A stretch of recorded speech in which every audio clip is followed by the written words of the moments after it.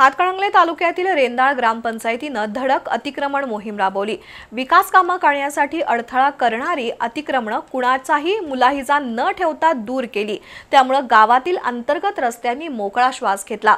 सरपंच सुप्रिया पाटील, ग्रामविकास अधिकारी एकनाथ सूर्यवंशी यांच्यासह सदस्यांनी घेतलेल्या कठोर भूमिकेचं कौतुक होत आहे।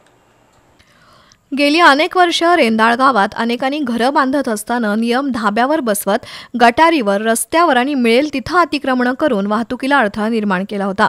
या अतिक्रमणांमुळे ग्रामस्थांसह वाहतूकदारांना चांगलीच कसरत करावी लागत होती। अनेक वर्षांपासून ही अतिक्रमणं होती, मात्र त्यावर कारवाई झाली नव्हती। सध्या गावासाठी आणि अंतर्गत रस्त्यांसाठी राज्य सरकारनं निधी मंजूर केलाय।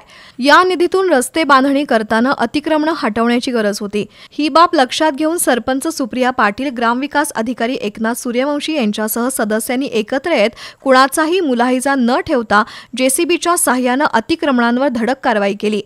त्यामुळे गावातील अंतर्गत रस्ते मोकळे झालेत। गावभागातील बसस्टँडसह गावातील अन्य ठिकाणी केलेली अतिक्रमणही हटवण्याची मागणी ग्रामस्थांकडून होत आहे। या कारवाईत ग्रामपंचायत सदस्या दया पाटील, अन्नपूर्णा गळदगे, पैमुनिसा नाईकवडे, देवकी विभूते, उषा चौगुले, पल्लवी पाटील, भरत पाटील, मेहबूब मुजावर, गजानन वाईंगडे, सरताज नाईकवडे यांच्यासह ग्रामपंचायत कर्मचारी सहभागी झाले होते।